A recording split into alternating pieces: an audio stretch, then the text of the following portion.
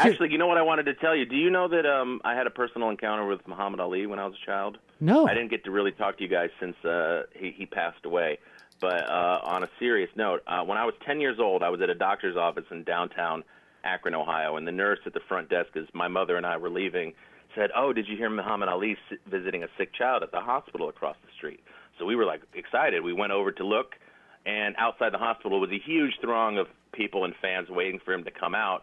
And we couldn't really get close. It was a big crowd. And eventually he did walk out with his entourage very solemnly and just went right to his limo, which actually we were standing by. And we just saw him, and I thought that was cool. But my mom, who kind of came up in the 60s where she was kind of like a groupie, and she would run to hotel rooms to try to catch the Beatles coming out and all this kind of stuff with her friends. She overheard the limo driver say to one of the entourage, "Oh, what are we doing? We're going to the post office?" "Oh, okay."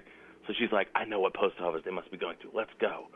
So we ran back to the car, hightailed it over to the nearby post office in downtown Akron, and when we get there, there's his limo sitting all by itself anonymously in the parking lot.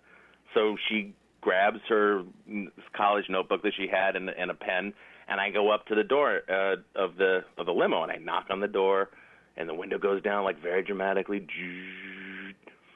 and there it is, Muhammad Ali. He's sitting right there, and he's just like beaming, and he looks at me, and I said, "Can I get your autograph, champ?" I mean, I'm 10 years old. I'm nervous as hell. And his Parkinson's had just sort of started to affect his speech. So he was able to say to me, "What's your name, kid?" And I said, "It's Matthew, champ." And he takes the notebook, and he writes to Matthew, puts the date, and signs Muhammad Ali. And I'm like, "Wow, thanks." And I go to grab it, and he gives me like the silent, like, "No, wait."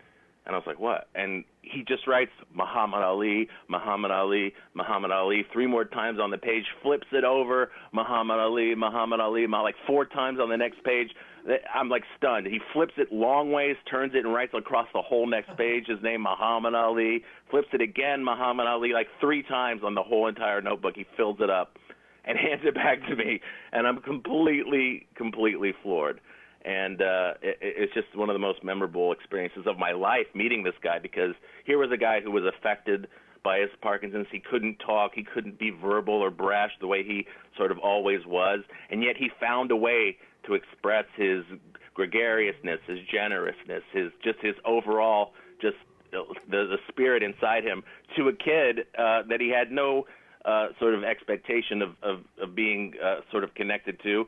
And just was as generous and as giving as he possibly could be. And it just blew me away. I mean, he communicated just with his name so many times, that same kind of feeling that he used to have with his poems and his what he became famous for. So anyway, I have that framed on my wall, and I actually sent it out to be reframed a week before he died, and It was at the framers while he died. So I don't know if that's partly my fault or what, but anyway. That's weird.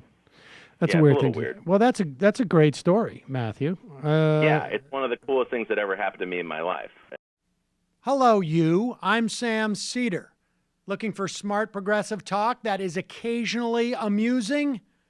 Well, subscribe to our YouTube feed. Subscribe to our podcast. Like us on Facebook.